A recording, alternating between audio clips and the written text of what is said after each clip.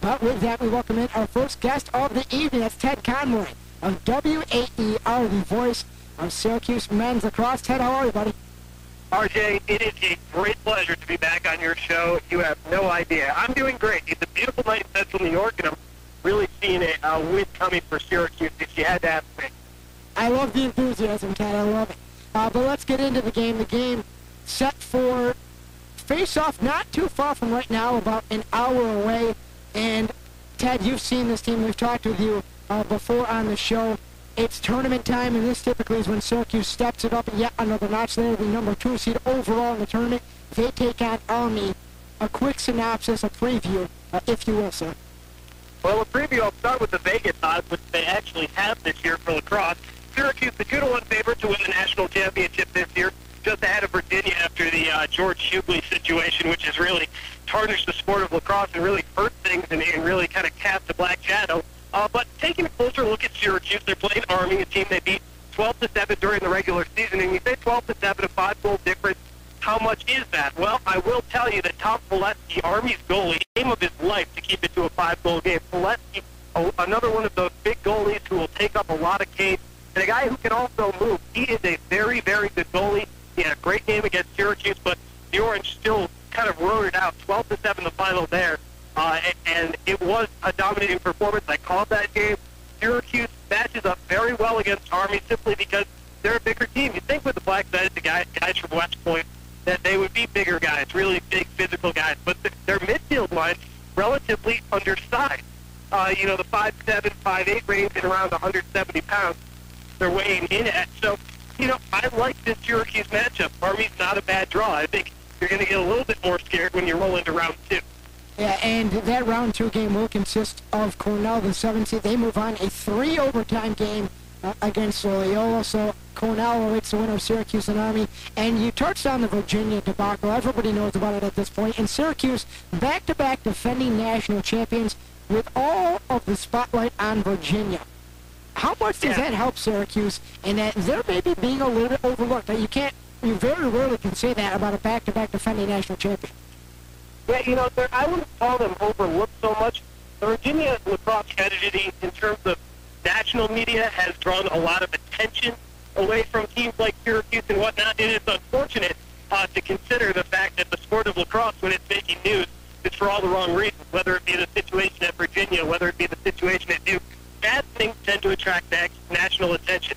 That being said, in the microcosm of the lacrosse world, when you look at it, Virginia is a little bit disadvantaged now. George Hughley, obviously a player, 3 goals, 4 assists on the season, or it might be flip-flop, 4 goals and 3 assists.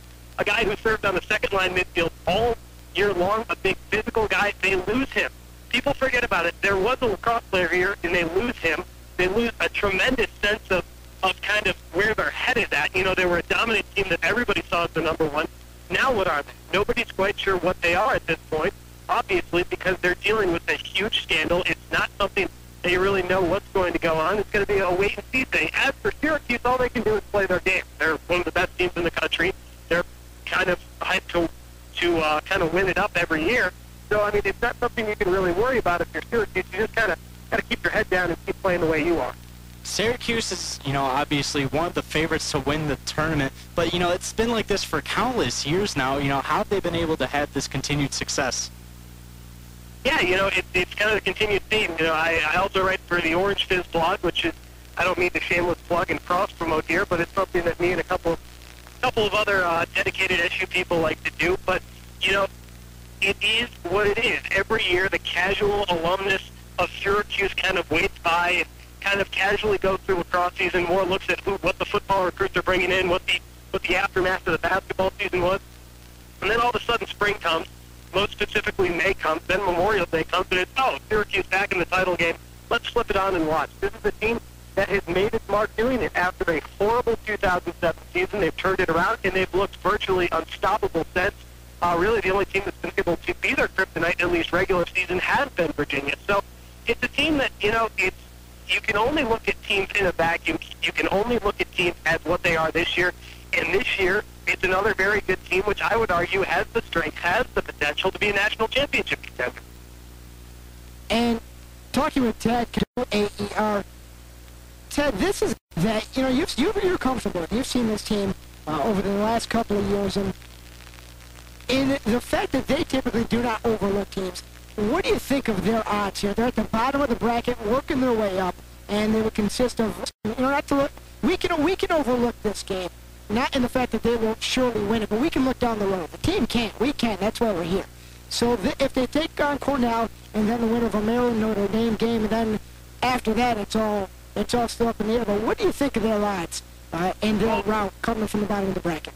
Well, I'm going to tell you, as soon as the selection special came out and Cornell was on the other side of that second round matchup, it scared me, I'll be quite honest. It's like an opportunity when you have an opportunity to put away a team in different chances. You can put away a team by, scoring goals. You can put away a team by stopping things. But when you let teams back in, that's when you get the opportunity to kind of fail. If you give up a couple goals, if you have a bad goalie performance, you let teams back in the game. Well, I'll tell you this. Syracuse has been let back in the game twice against Cornell. Cornell should have won the national championship. Everybody knows that. Cornell probably should have beaten Syracuse down at Schulthoff Field just a few weeks ago. Everybody knows it.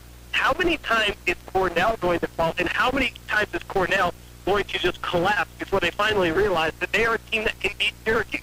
It honestly does scare me as a second-round matchup, because just plain odds, how many times does that happen? Unless Syracuse gets off to a strong start, I mean, can you conceivably see this happening again? I personally can't.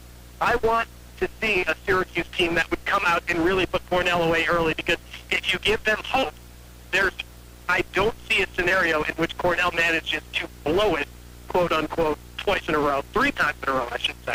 Well, how much does it help Syracuse's chances, or maybe hinder Cornell's in the fact that they may blow it, that the game would be at a neutral site next week, that Cornell wouldn't have a home crowd behind them, and Syracuse, might feed off that Cornell doesn't have it's not all big Red fans cheering for. Well, that's obviously a huge factor. You take Syracuse out of the Carrier Dome, you take Cornell out of Schulthoff Field, you put them both out at Stony Brook University. Advantage goes to Syracuse. One, because Stony Brook, Long Island, is where a lot of Syracuse fans are from, where a lot of Syracuse students and alumni are from, so they'll come out and support the Orange. 2, simply the fact that Cornell has to travel so far, and they don't have their home fans. So it does give Syracuse a significant advantage. And if you look at neutral sites during the year, they did play in the Big City Classic and absolutely destroyed Princeton on a neutral site, which was by and large should have been a Princeton crowd simply because of the fact that it was in New Jersey. You'd have to give the slight edge to Syracuse, and you'd also have to give the slight edge to Syracuse for a couple other reasons. Number 1, because they're the number 2 team in the country, and number 2, because Cornell's showing yesterday against Loyola it was heroic at the end, but for most of the game it didn't look like they deserved it.